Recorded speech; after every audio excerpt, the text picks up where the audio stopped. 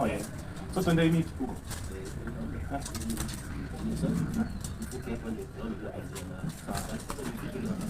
We have these ones, so we're going to be adding a few, like 5 or 6. So let's go and get some. So it's going to be some sort of that's what we're going to be doing today.